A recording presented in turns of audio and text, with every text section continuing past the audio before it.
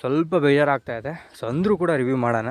Toxic ಸಿನಿಮಾದ ಕತೆ based ಆಗಿರೋದು ಗೋವಾದಲ್ಲಿ 1947 ರಾಯ್ ಅನ್ನೋ ಗ್ಯಾಂಗ್ಸ್ಟರ್ನ ಕತೆ ಇದು. ನೀವು ಸಿನಿಮಾ ನೋಡಿದ್ರೆ ಗೊತ್ತಾಗುತ್ತೆ, ಇನ್ನೂ ಹೆಚ್ಚಾಗಿ ಏನು ಹೇಳೋಕ್ಕಾಗಲ್ಲ, ನೀವು ನೋಡಿ ಗೊತ್ತಾಗುತ್ತೆ. ಸಿನಿಮಾದಲ್ಲಿ ಬಿಗ್ಗೆಸ್ಟ್ ಪಾಸಿಟಿವ್ ಅಂತಂದರೆ ಇದರ visuals and quality top notch ಗುರು. ಎಲ್ಲ VFX ಆ್ಯಂಡ್ ಎಲ್ಲ ಕ್ವಾಲಿಟಿ ಎದ್ದು ಹೇಳ್ತಾ ಇತ್ತಿದ್ದು ಹಾಲಿವುಡ್ ರೇಂಜಿಗೆ ಇದೆ ಅಂತ. ನಾನು ಅದಕ್ಕಂತೂ ಸಖತ್ ವರ್ಕೌಟ್ ಆದ ಆ್ಯಂಡ್ ಸಖತ್ ಇಷ್ಟ ಆಯ್ತು ನನಗೆ. And quality visuals high top notch, ಅದ್ರ ಬಗ್ಗೆ ಮಾತಾಡೋ ರೇಂಜೇ ಇಲ್ಲ, ಆ ಥರ ಇದೆ ಕ್ವಾಲಿಟಿ ಆ್ಯಂಡ್ ಔಟ್ಪುಟ್.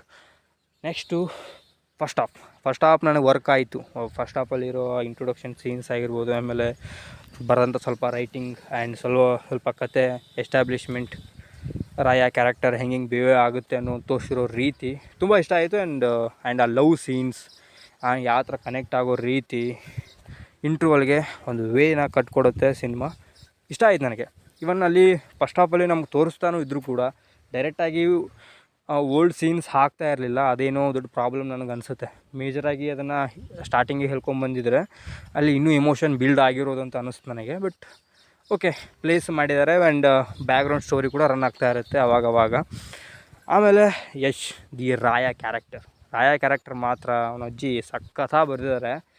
ರಾಯ ಕ್ಯಾರೆಕ್ಟ್ರಲ್ಲಿ ಬರೋ ಡೈಲಾಗ್ಸ್ ಇದೆಯಲ್ಲ, ಸಖತ್ ಕಿಕ್ ಕೊಡುತ್ತೆ ಆ್ಯಂಡ್ ಸಖತ್ ಎನರ್ಜಿ ಫುಲ್ಲಾಗಿ. ಆ್ಯಂಡ್ ಕೆಲವೊಂದು ಡೈಲಾಗ್ಸ್ ಇದೆಯಲ್ಲ ಸಖತ್ ಬರೆದಿದ್ದಾರೆ. ಆ್ಯಂಡ್ ಇಷ್ಟ ಆದವು ನನಗೆ ಡೈಲಾಗ್ಸ್. ರಾಯ ಕ್ಯಾರೆಕ್ಟರ್ ಇಷ್ಟ ಆಯಿತು ಆ್ಯಂಡ್ ಅದು ಕೂಡ ಇಷ್ಟ ಆಯಿತು. ಅದ್ವಾನಿ ಅವ್ರ ಕ್ಯಾರೆಕ್ಟರ್ ತುಂಬಾ ಚೆನ್ನಾಗಿದೆ. ಆ್ಯಂಡ್ ಅವ್ರಿಗಿದ್ದಂಥ ಲವ್ ಟ್ರ್ಯಾಕ್ ಆ್ಯಂಡ್ ಆ ಎಮೋಷನ್ ತುಂಬ ಚೆನ್ನಾಗಿ ಮಾಡಿದ್ದಾರೆ. ಆ್ಯಂಡ್ ಇಷ್ಟ ಆಯ್ತು ನನಗೆ ಅವ್ರ ಪರ್ಫಾರ್ಮೆನ್ಸು. ಆ್ಯಂಡ್ ಯಶ್ ಅವ್ರು ಮಾತ್ರ ಬೆಂಕಿ, ಚೆನ್ನಾಗಿ ಮಾಡಿದ್ದಾರೆ.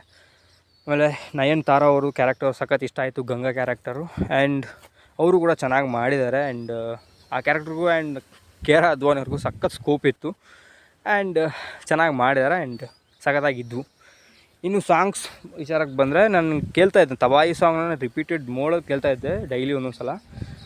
ಆಮೇಲೆ ಆರದ ಗಾಯ, ಸೊ ಅದು ಕೂಡ ಚೆನ್ನಾಗಿದೆ. ಮನಮೋಹಕ, ಅದು ಕೂಡ ಹಾರ್ಡ್ಸ್ ಪ್ಲೇಸ್ಮೆಂಟ್ ಚೆನ್ನಾಗಿತ್ತು ಆ್ಯಂಡ್ ಹಾಡು ಕೂಡ ಚೆನ್ನಾಗಿದ್ದು. ದ ಬಿಗ್ಗೆಸ್ಟ್ ಸಿನಿಮಾದ ನೆಗೆಟಿವ್ ಕಡೆ ಹೋಗೋದಾದರೆ ಇದರ ರೂಡ್ ಅಂತ ಅನ್ಬೋದೇನೋ. ಬಿಕಾಸ್ ಇಲ್ಲಿ ಎಸ್ಟಾಬ್ಲಿಷ್ಮೆಂಟ್ ಅನ್ನೋದೇ ಇಲ್ಲ ಅಂತ ಅನ್ಸುತ್ತೆ ನನಗೆ. ಸುಮ್ಮನೆ ಫೈಟ್ನ ಇಟ್ಟಿದ್ದಾರೆ, ತೋರಿಸ್ತಾ ಇದ್ದಾರೆ, ಹೋಗ್ತಾ ಇದೆ ಸಿನಿಮಾ, ಹಾಗೆ ಹೋಗ್ತಾನೇ ಇದೆ. ಏನಕ್ಕೆ ಫೈಟ್ ಮಾಡ್ತಾ ಇದ್ದಾರೆ, ಏನು ರೀಸನ್ನು ಮೇನ್ ಅದು ಗೊತ್ತಾಗೋದೇ ಇಲ್ಲ. ಕೆಲವೊಂದು ತೌದಲ್ಲಿ ಇಂಗ್ಲೀಷಲ್ಲಿ ಮಾತಾಡ್ತಾರೆ, ಐ ಡೋಂಟ್ ನೋ ನಮಗೂ ಅರ್ಥ ಆಗುತ್ತೆ. ಬಟ್ ಆ ವರ್ಲ್ಡ್ನ ಸಖತ್ತಾಗಿ ಎಕ್ಸ್ಪ್ಲೋರ್ ಮಾಡಿದ್ರೆ ಚೆನ್ನಾಗಿರ್ತಿತ್ತು ಆ್ಯಂಡ್ ಬೆಟರ್ ಎಕ್ಸ್ಪೀರಿಯನ್ಸ್ ಕೊಟ್ಟಿರೋದು ನನ್ನ ಪ್ರಕಾರ.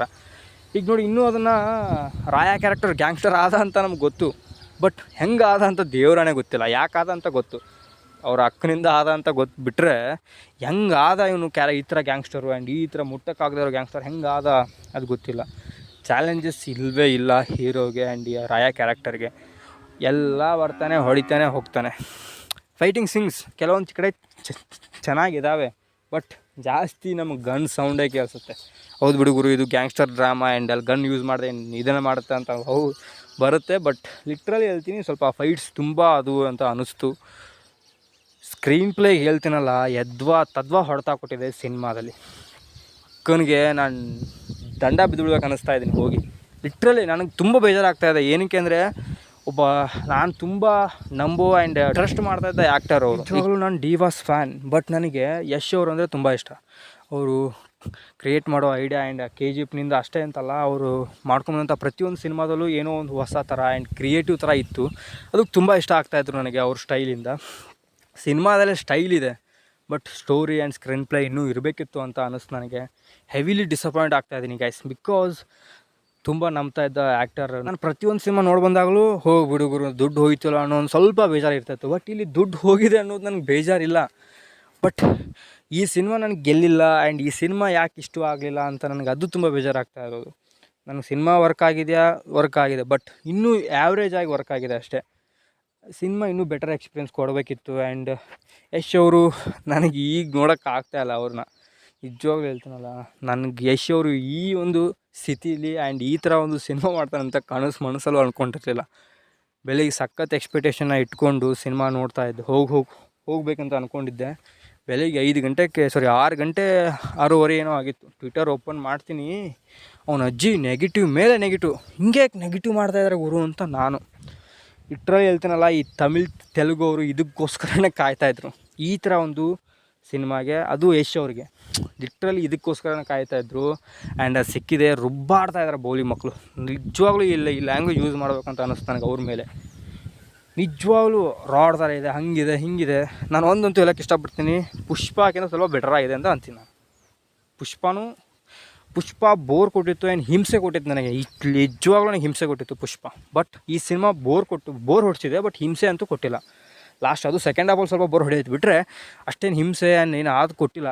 ಬೆಟರ್ ದೆನ್ ಪುಷ್ಪ ಅಂತ ಹೇಳ್ಬೋದು. ಅಷ್ಟು ಬಿಟ್ಟರೆ ಲಿಟ್ರಲಿ ತೆಲುಗು ಫಿಲ್ಮಲ್ಲಿ ಎಷ್ಟು ರಾಡ್ ಇರುತ್ತೆ, ಎಷ್ಟು ಕ್ರಿಂಜ್ ಇರುತ್ತೆ ಅನ್ನೋದು ನಾವು ಯಾವಾಗಲೂ ನೋಡ್ಕೊಂಬಂದಿದ್ದೀವಿ. 100 ಫಿಲ್ಮಲ್ಲಿ ಅವನ ಅಜ್ಜಿ 90 ಇಲ್ಲ 90 ಫಿಲ್ಮ್ ಕ್ರಿಂಜು ರಾಡ್ ಪ್ರೋಮ್ಯಾಕ್ಸ್ನ ತುಂಬಿರುತ್ತೆ ಅವ್ರ ಫಿಲ್ಮ್ಗಳು. ಅವ್ರು ಬಂದು ಈಗ ಕನ್ನಡ ಫಿಲ್ಮ್ ಬಗ್ಗೆ ಹಿಂಗೆ ಹೇಳ್ತಾ ಇದ್ದಾರೆ. ಹೌದು ಗುರು, ಎಕ್ಸ್ಪೆರಿಮೆಂಟ್ ಮಾಡ್ತಾ ಇರ್ತಾರೆ ಆ್ಯಂಡ್ ವರ್ಕ್ ಆಗ್ತಾ ಇರಲ್ಲ. ಓಕೆ, ಎಕ್ಸ್ಪೀರಿಯೆನ್ಸ್ ಯಾವ್ರೇಜ್ ಆಗಿದೆ ಆ್ಯಂಡ್ ಬಿಲೋ ಯಾವ್ರೇಜ್ ಆಗಿದೆ ಅದನ್ನು ಹೇಳ್ಬಿಟ್ಟು ಹೋಗ್ತಾ ಇರಬೇಕು. ಅದನ್ನು ಬಿಟ್ಟು ಹಂಗಿದೆ ಹಿಂಗಿದೆ ಈ ಥರ ಅವ್ರು ಹೇಳೋ ಥರ ರಾಡ್ ಸಿನಿಮಾ ಇದಲ್ವೇ ಅಲ್ಲ ಗೈಸ್. ಅದನ್ನಂತೂ ಹೇಳ್ತೀನಿ ನಾನು. ಅವ್ರು ಏನು ಹೇಳ್ತಾ ಇದ್ದಾರಲ್ಲ ಸೋಳೆ ಮಕ್ಕಳು ಟ್ವಿಟರಲ್ಲಿ, ಆ ಥರ ಇಲ್ಲವೇ ಇಲ್ಲ ಸಿನಿಮಾ. ಒಂದು ಲೆವೆಲಿಗೆ ಆ್ಯಾವ್ರೇಜ್ ಆಗಿದೆ, ಆ್ಯಾವ್ರೇಜ್ ಎಕ್ಸ್ಪೀರಿಯನ್ಸ್ ಕೊಡುತ್ತೆ, ಗ್ರೇಟ್ ಅಂತ ಎಕ್ಸ್ಪೀರಿಯನ್ಸ್ ಕೊಡಲ್ಲ, ನಾನು ಒಪ್ಕೊಳ್ತೀನಿ. ಬಟ್ ಅವ್ರು ಹೇಳೋ ರೇಂಜಿಗೆ ಸಿನಿಮಾ ಇಲ್ಲ ಗೈಸ್, ಅದಂತೂ ನಾನು ಹೇಳ್ತೀನಿ. ಸೊ ಅದ್ರ ಬಗ್ಗೆ ಇನ್ನೂ ಸಪ್ರೇಟ್ ವೀಡಿಯೋ ಮಾಡ್ತೀನಿ, ಆ ಬೋಲಿ ಮಕ್ಕಳು ಸಪ್ರೇಟ್ ವೀಡಿಯೋ ಮಾಡ್ತೀನಿ. ಸೊ ಲಿಟ್ರಲಿ ಸ್ವಲ್ಪ ಏನೋ ಗೊತ್ತಿಲ್ಲ, ಬೇಜಾರಾಗ್ತಾಯಿದೆ ಮನಸ್ಸಲ್ಲಿ. And yeah cinema Yash fans ಅವ್ರಿಗೆ ಆ್ಯಂಡ್ ಇಡೀ KFIಗೆ ನಾನು ಯಶ್ ಫ್ಯಾನ್ಸ್ ಅಲ್ಲ, ಬಟ್ ಆದರೂ ಕೂಡ ನನಗೆ ತುಂಬ ಬೇಜಾರಾಗ್ತಾಯಿದೆ. ಯಶ್ ಅವ್ರ ಮೇಲೆ ಅಲ್ಲ, ಒಬ್ಬರ ಮೇಲೆ. ನಿಜವಾಗ್ಲೂ ನನಗೆ ಈ ಡಿಯೋ ಇವ್ರು ನೆನಪಾದ್ರು ಗುರು ಈ ಸಿನಿಮಾ ಮುಗಿದ್ಮೇಲೆ, ನರ್ತನವರು. ಸೊ ನೋಡುವ, ಆದಷ್ಟು ಬೇಗ ಕಮ್ ಬ್ಯಾಕ್ ಮಾಡಲಿ. ಅವನ ಅಜ್ಜಿ ಇಡೀ ಇಂಡಿಯಾ ಅವ್ರು ಏನು ಅಂದ್ಕೊಂಡಿದ್ದಾರೆ, ಇಡೀ ವರ್ಲ್ಡ್ಗೆ ನನ್ನ ಸಿನಿಮಾ ನೋಡಬೇಕು ಅಂತ. ಆ ಸಿನಿಮಾ ಅವ್ರು ಇನ್ನೊಂದು ಸಿನಿಮಾ ಮಾಡಲಿ ಅಂತ ಕೇಳ್ತೀನಿ. ಸರ್, ನಿಮ್ಮ ಪ್ಯಾಷನ್ ಆ್ಯಂಡ್ ನಿಮ್ಮ ಡೆಡಿಕೇಶನ್ ಯಾವಾಗೂ ಸಿನಿಮಾ ಮೇಲೆ ಇನ್ನೂ ಚೆನ್ನಾಗಿರಲಿ, ಬೆಟರ್ ಸಿನಿಮಾ ಮಾಡಿ ಸರ್ ಅಂತ ಕೇಳ್ತೀನಿ. ಸೊ ಮತ್ತೆ ಸಿಗುವ ಗೈಸ್. ನಿಮಗೇನು ಅನ್ನಿಸ್ತು ಅಂತ ಕೆಳಗಡೆ ಕಮೆಂಟಲ್ಲಿ ಹಾಕಿ. ಸೊ ಇನ್ನೊಂದು ಬಗ್ಗೆ ವಿಡಿಯೋ ಮಾಡ್ತೀನಿ.